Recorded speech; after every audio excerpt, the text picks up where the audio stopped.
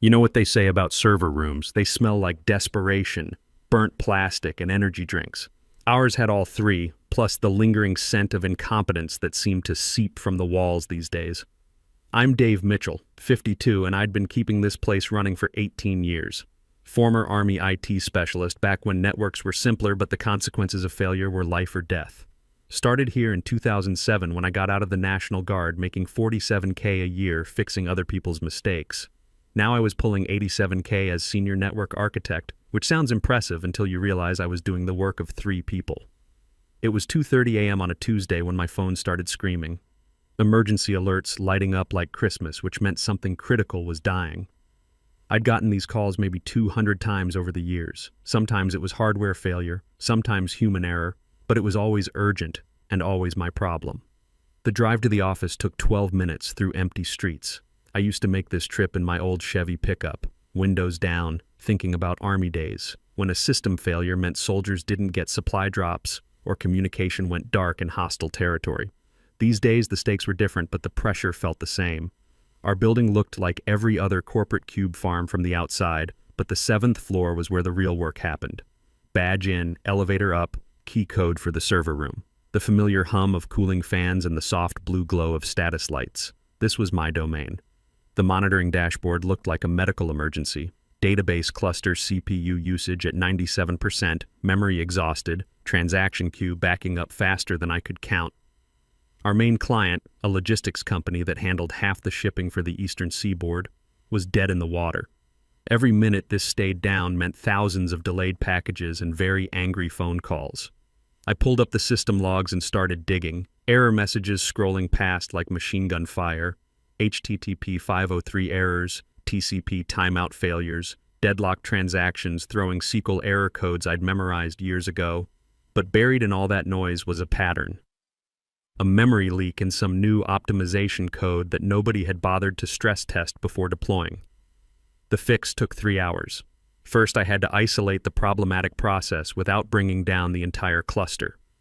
That meant carefully routing traffic through backup systems while I patched the primary servers. Then came the database cleanup, purging corrupted transactions, rebuilding indexes, verifying data integrity through SNMP monitoring protocols. Army training kicks in during times like this. Methodical, systematic, double-check everything. By 5:45 a.m., all systems were green.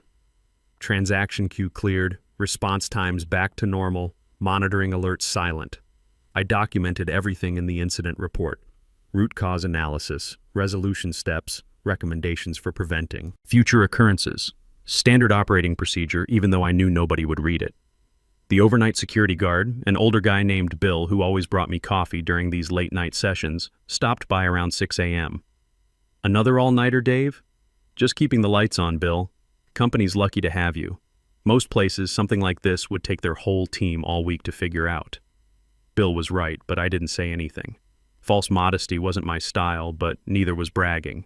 In the Army, you did your job and moved on to the next mission. Same principle applied here.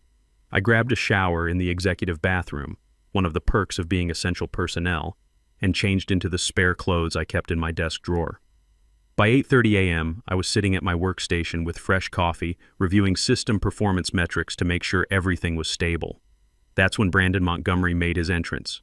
Brandon was 28, had an MBA from some fancy private school whose name he dropped in every conversation, and had been our chief digital officer for exactly 6 months.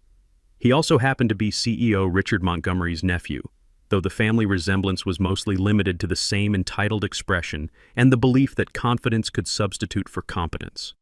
He strolled into the office at 9 a.m. sharp with his usual Starbucks venti something or other, and that smirk that made you want to check your retirement account balance just to feel better about something.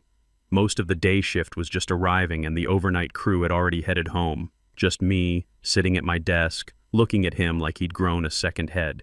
"Great work handling that little hiccup this morning, team," Brandon announced to the mostly empty office. "Little hiccup." I stared at him over my coffee mug. "Crisis management is all about staying calm and delegating effectively," he continued, adjusting his tie like he was posing for a LinkedIn photo. "That's the kind of proactive leadership we need around here." I wanted to ask him what exactly he'd delegated from his bed at 3 a.m., but I kept my mouth shut. This was the same guy who'd asked me last month if we could just migrate everything to the cloud and seemed genuinely confused when I explained that our legacy systems had about 200 custom integrations that couldn't just be copy-pasted to Amazon Web Services. The thing about guys like Brandon is they're not stupid, exactly. They're just dangerous. Smart enough to use the right buzzwords, connected enough to avoid consequences, but clueless enough to break things they don't understand. In the Army, we had a word for officers like that. Actually, we had several words, but most aren't appropriate for polite company. Brandon had been making changes since he arrived. Big changes.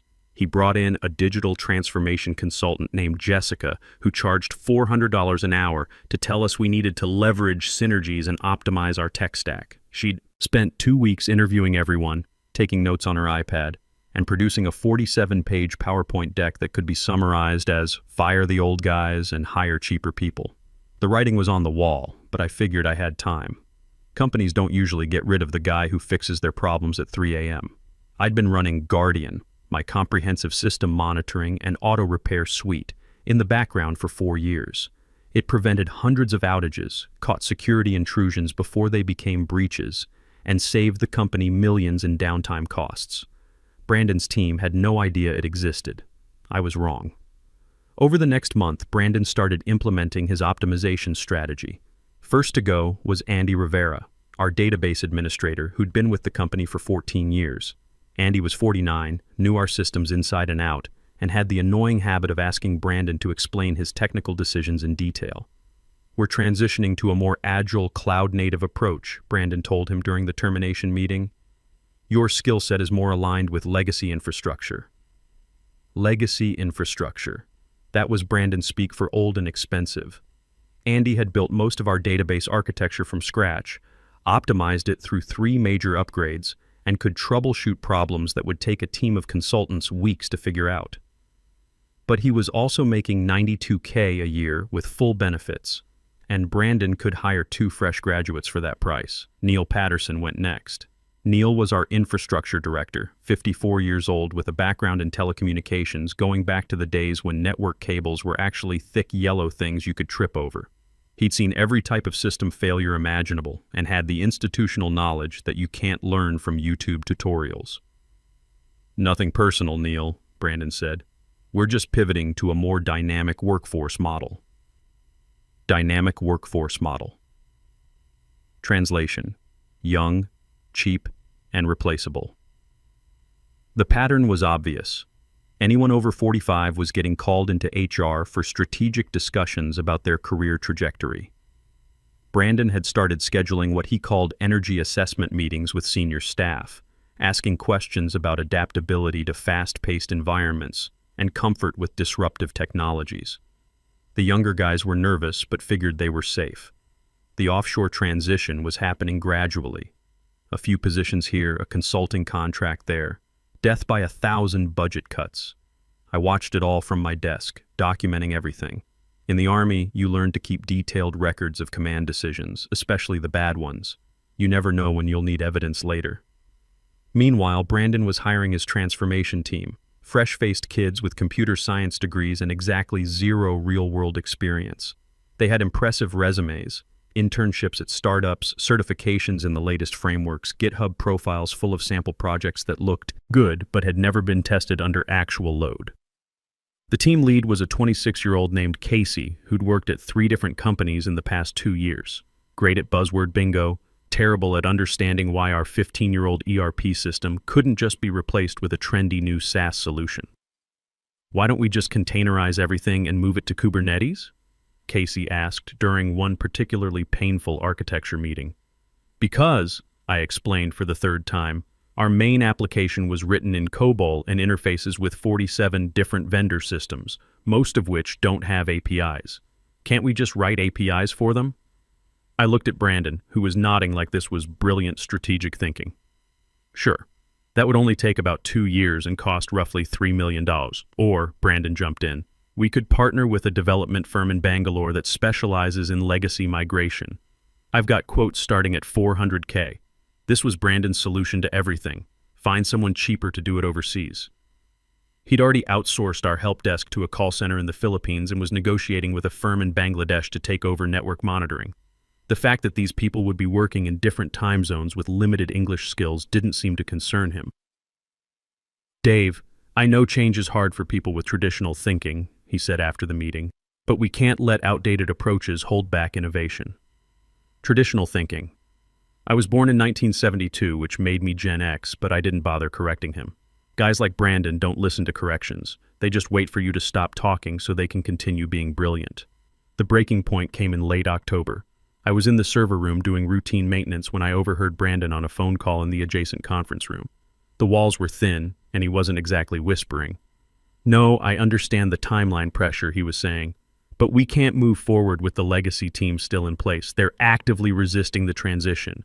Actively resisting. I was actively keeping the company running, but apparently that counted as resistance. The old guard has too much institutional knowledge. They make themselves indispensable and then use that as leverage. We need a clean slate." Clean slate. That was a new one. Right, I'll handle Dave Mitchell last. He's the biggest problem, knows where all the bodies are buried, if you know what I mean.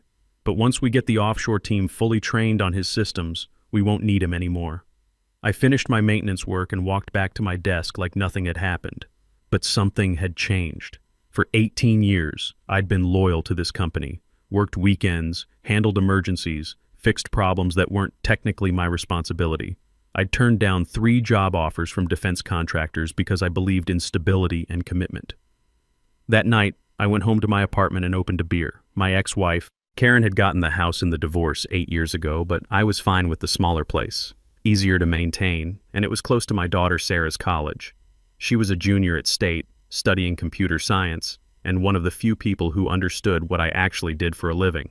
I called her that evening. "Dad, you sound weird. What's wrong?" "Just work stuff." "How's school?" "Don't change the subject." "What happened?" Sarah had always been able to read me. Smart kid, probably smarter than me. She'd inherited my analytical mind, but not my tendency to keep everything bottled up inside. "They're planning to fire me," I said finally. "The idiots who hired the guy who calls databases data warehouses."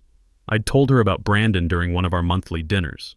She'd listened to my stories about his latest brilliant ideas and declared him aggressively incompetent. "That's the one. Good. You should quit before they get the chance. How long have I been telling you to take that job with Titan Defense?"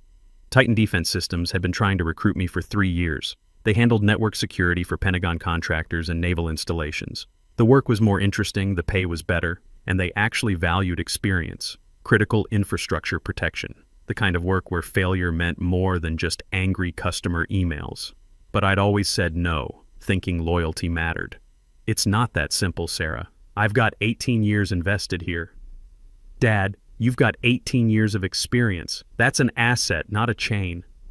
She was right, but it still felt like abandoning ship, even if the ship was being piloted by someone who thought icebergs were just frozen opportunities. The next morning, I got the calendar invite I'd been expecting. Subject line, "Quick sync, HR."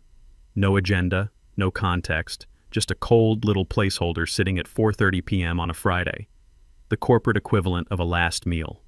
Friday afternoon came like a slow-motion execution. I spent the morning doing what I'd always done, monitoring systems, reviewing logs, fixing small problems before they became big ones. Around lunch, I got a text from Andy Rivera, who'd been laid off 3 weeks earlier. "Heard through the grapevine you're next on the chopping block. Sorry, man. Word travels fast in the IT community, especially when a company starts hemorrhaging experienced people for no apparent reason other than their birth year." At 4:25 p.m., I walked into conference room B. Brandon was there, perched on the edge of the table like he was doing a photo shoot for Entrepreneur magazine. Next to him sat Patricia Coleman from HR, looking like she'd rather be anywhere else on the planet. "Dave, thanks for coming," Brandon said, crossing one leg over the other like he'd learned the gesture from a TED Talk about power poses. "This won't take long." Patricia slid a manila folder across the table like it might bite her. The tab read "Confidential Employment Termination. As part of our legacy team optimization initiative," Brandon began. "We're restructuring certain senior roles to better align with our future-focused vision." Legacy Team Optimization Initiative. I had to give him credit for creativity. Most companies just called it downsizing. "We really appreciate your years of dedication," he continued, pausing like he was trying to remember what it was I actually did. "But we're moving in a new direction. More agile, more collaborative, more contemporary. There was the youth dagger, wrapped in corporate speak. I opened the folder and scanned the severance agreement. 3-month salary continuation, COBRA coverage for 6 months, standard non-disclosure, and non-compete clauses. The legal language was dense, but I'd learned to read contracts during my Army days when I was responsible for vendor agreements on base IT systems. What caught my attention was Section 7, Intellectual Property and Proprietary Systems. It stated that all company systems and processes would remain property of the company upon employee departure. Standard language except for one problem. They'd never bothered to update my original employment contract from 2007.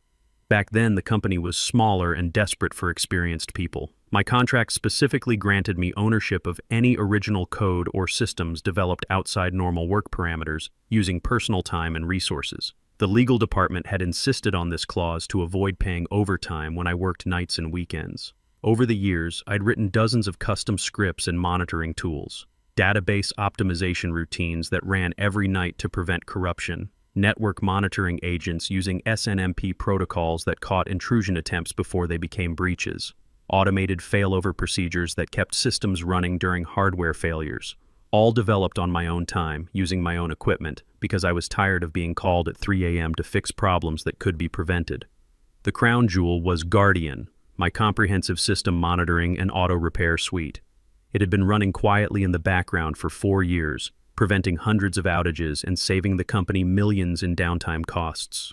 The system monitored everything from CPU temperature to network traffic patterns, automatically routing around failed components and triggering TCP health checks when services became unresponsive.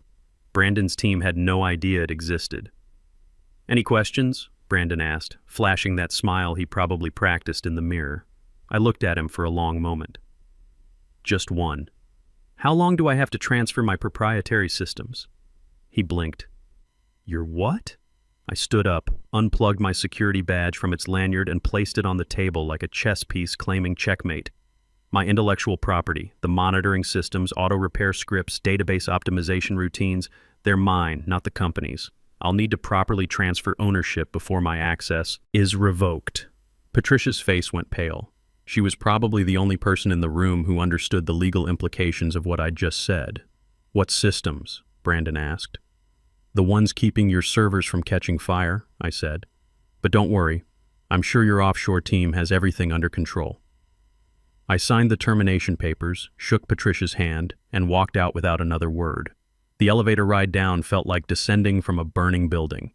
18 years of my life in that place, and it ended with a 15-minute meeting and a handshake from someone who didn't know a database from a doorknob. I drove to Murphy's Diner, 2 blocks away, and ordered coffee and apple pie. Then I opened my laptop and logged into the system for the last time. Guardian was distributed across 47 servers, monitoring everything from CPU temperature to network traffic patterns. Removing it required careful coordination to avoid triggering immediate alerts. One by one, I transferred ownership of each component from the company repository to my personal servers. The process took 43 minutes and was completely legal. The database optimization scripts took another 20 minutes. These ran every night at 2 a.m., cleaning up corrupted transactions, rebuilding indexes, and preventing the cascade failures that had plagued the company before I'd written them. Finally, I revoked the automated failover procedures that had been quietly routing traffic around failed systems for the past 3 years. Without these, a single server failure could bring down entire departments. When I finished, I closed the laptop and ordered another piece of pie. Then I called Titan Defense Systems. "Mr. Mitchell, what a pleasant surprise," said Rebecca Martinez, their CTO. "I was just thinking about you. We have a new contract starting Monday. Network security audit for a naval logistics facility in Norfolk. Pentagon clearance requirements, critical infrastructure protection. Interested? What's the pay? $145K base plus security clearance differential. Full benefits, 4 weeks vacation, and a team that actually knows what they're doing." I thought about Brandon's comment about traditional thinking. "When do I start?" "How about Monday morning? We'll handle all the paperwork. You've got a deal." I hung up and sat back in the diner booth, watching traffic pass by on the street. For the first time in months, I felt something I'd almost forgotten, anticipation instead of dread about going to work. My phone was quiet for exactly 47 minutes, then it started buzzing. Over the next 18 hours, the automated systems I'd built began their slow decline. Without Guardian monitoring CPU temperatures and memory usage, small performance issues went undetected. Database optimization scripts that normally ran at 2 a.m. simply didn't execute, leaving corrupted transactions to pile up. Automated failover procedures that had been silently routing traffic around problematic servers stopped functioning. First text was from Casey, the young team lead. "Hey Dave, weird question. Database response times seem really slow today." Then Patricia from HR. "Dave, quick question about some technical documentation you might have." Then Brandon himself. "Dave, hope you're well. Could you give me a call when you get a chance?" I turned the phone face down and finished my pie. They'd figure it out eventually, or they wouldn't. Either way, it wasn't my problem anymore. Around 8 p.m., I drove past the office building one last time. Most of the lights were still on, which was unusual for a Friday night. I imagined Brandon and his transformation team staring at error messages they couldn't understand, trying to figure out why systems that had been running smoothly for years were suddenly throwing HTTP 503 errors and database timeout codes. The beautiful thing about Guardian was that nobody knew it existed. It had been invisible, working quietly in the background, preventing problems before they became emergencies. Now that it was gone, every small issue would cascade into a major failure over the coming days. I went home, grilled a steak, and opened a beer. Monday, I'd start a new job with people who understood that experience wasn't a liability. Tonight, I was going to enjoy watching 18 years of frustration finally pay dividends. Monday morning started with 23 missed calls and 47 text messages. I ignored them all and drove to my first day at Titan Defense Systems. Their office was nothing like my old workplace. Clean, modern, but with a serious atmosphere that reminded me of military installations. No open concept nonsense or ping-pong tables, just professionals who understood that national security wasn't a game. Rebecca Martinez met me in the lobby at 7:30 a.m. sharp. Mid-40s, former Navy, with the kind of competence that didn't need to advertise itself. "Welcome aboard, Dave. Ready to do some real work?" The team was everything I'd hoped for. Engineers with actual experience, military contractors who'd seen systems fail under combat conditions, cybersecurity specialists who understood that flashy presentations don't stop hackers. During my first meeting, when I mentioned concerns about protocol implementation, people took notes instead of rolling their eyes. Around 10 a.m., my personal phone started ringing. Brandon's number. I let it go to voicemail. "Dave, it's Brandon. Look, some systems seem to be having issues, and the offshore team is still getting up to speed. Could you give me a call? Nothing urgent, just want to pick your brain about a few things." Nothing urgent. Right. By noon, I had 3 more voicemails from Brandon, 2 from Patricia and HR, and 1 from CEO Richard Montgomery himself. I was in the middle of reviewing security protocols for the Norfolk Naval Facility when Rebecca stopped by my desk. "Everything okay? Your phone's been lighting up all morning. Former employer having some technical difficulties." She raised an eyebrow. The kind that happens when you fire your most experienced people? Something like that. "Well, their loss is our gain. How's the Norfolk assessment coming?" I showed her my preliminary findings, 17 potential security vulnerabilities in their current network configuration, along with detailed recommendations for improvement. Real work with real consequences if we got it wrong. Excellent. The Admiral's going to love this level of detail. Around 2 p.m., Andy Rivera called. He'd been laid off a month ago, but still had friends inside the company. "Dave, you need to see what's happening over there. It's like watching a nuclear meltdown in slow motion." "Tell me." "Started yesterday evening. Email system crashed overnight. Customer portal's been down since 11 a.m. The payment processing gateway is throwing error codes nobody can understand. Casey's been running around like his hair's on fire, trying to get the offshore team to fix things they've never seen before." "What about Brandon?" "Locked in his office, probably updating his LinkedIn profile. Word is the CEO's flying back from vacation to handle the crisis personally." The cascade was happening exactly as I'd expected. Without Guardian's monitoring and automated repairs, small issues were compounding into major failures. The database corruption I'd been preventing nightly was spreading through the system like cancer. That evening, I had dinner with Sarah at our usual place near campus. She was excited about her internship application to Titan Defense. Having a father who worked there didn't hurt her chances. but her grades and programming skills would get her the position. So how was day one at the new job? Professional, competent, refreshing. And the old job? I told her about the calls and messages I'd been ignoring all day. She laughed, the kind of laugh that made me proud I'd raised someone with such a clear sense of justice. Let me guess. They want you to come back and fix everything for free? Probably. Are you going to? What do you think? I think they made their choice when they decided experience was a liability. Now they get to live with the consequences. Smart kid. Tuesday brought escalation. The first news article appeared on TechCrunch. Major logistics software provider experiences extended outage. The piece was short on details, but mentioned that several major shipping companies were reporting delays due to system failures at an unnamed technology partner. My old company's stock price dropped 12% in morning trading. The company that had been valued at $120 million just 6 months earlier was hemorrhaging value as fast as it was losing customers. Brandon called 6 times. I answered on the 7th. Dave, thank God. We really need your help here. Hello, Brandon. How's the digital transformation going? Look, I know how Friday ended, but maybe we can work something out. Consulting arrangement, very generous terms. How generous? Double your old hourly rate. Triple if you can get things stabilized by end of week. I was sitting in Titan's break room, looking out at the Potomac River while eating lunch with people who actually knew what they were doing. Can't help you, Brandon. Dave, please. The board's asking questions. Uncle Richard is furious. The offshore team says they need more time to understand the systems. How much more time? They're saying maybe 6 months to fully replicate your whatever it was you were doing. 6 months. By then, the company would be bankrupt or acquired by competitors at fire sale prices. That's unfortunate. Have you tried turning it off and on again? Dave, I'm begging you. Name your price. It's not about money, Brandon. See, I just accepted a position with Titan Defense Systems. We handle cybersecurity for military installations and Pentagon contractors. Very sensitive work. Can't risk my security clearance by getting involved in whatever mess you've created. The silence lasted about 10 seconds. Security clearance? TS-SCI, maintained through my National Guard service. Titan's been trying to recruit me for years, but I was loyal to you guys. Funny how things work out. I hung up before he could respond. Wednesday brought congressional attention. A House subcommittee on cybersecurity had noticed that several defense contractors were experiencing supply chain disruptions due to the ongoing systems failure. When critical infrastructure starts failing, people in Washington pay attention. By Thursday, the acquisition rumors started. 3 different private equity firms were reportedly circling, looking to buy the company's assets at a steep discount.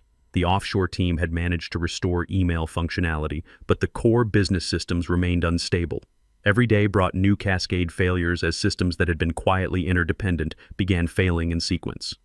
Friday afternoon, exactly 1 week after my termination, I got a call from a number I didn't recognize. Mr. Mitchell, this is Thomas Baker from Hartwell & Associates. We represent the acquisition team interested in your former employer. Would you be available for a consultation regarding systems integration? What kind of consultation? We understand you designed many of the critical systems currently experiencing difficulties. We'd like to discuss bringing you on board to oversee the technical transition. At what rate? $200 per hour, plus equity participation in the acquisition vehicle. I thought about it for exactly 3 seconds. Thanks, but I'm happy where I am. Though I could recommend some good people who might be available. Such as? Andy Rivera, Neil Patterson, and about a dozen other experienced engineers who were recently laid off for being legacy-minded. They're probably available. 2 weeks later, I saw the headline in the Wall Street Journal. Montgomery Technologies acquired by Hartwell Capital in distressed sale. The purchase price was roughly $30 million, 25% of the company's $120 million valuation from 6 months earlier. The new management team included Andy as CTO and Neil as Director of Infrastructure. Brandon was notably absent from the organizational chart. I heard through industry contacts that he'd started a consulting firm focused on digital transformation strategies. His LinkedIn profile still listed him as a thought leader in enterprise modernization, though his endorsement count had dropped significantly. These days, I work on systems that actually matter. Naval communications networks, cybersecurity for defense contractors, infrastructure that keeps the country running. My colleagues respect experience instead of fearing it. When I speak in meetings, people listen. Last month, Sarah got accepted to Titan's summer internship program. Not because of me, but because she earned it with her skills and intelligence. She'll graduate next year into a field that values both innovation and wisdom. Sometimes I drive past my old building during lunch. The parking lot is mostly empty now, and there's a for lease sign visible through the front windows. Progress, I suppose. The best revenge isn't always dramatic. Sometimes it's just letting people face the natural consequences of their decisions while you build something better somewhere else. The server room at Titan smells like success. Clean, cool, and professionally maintained.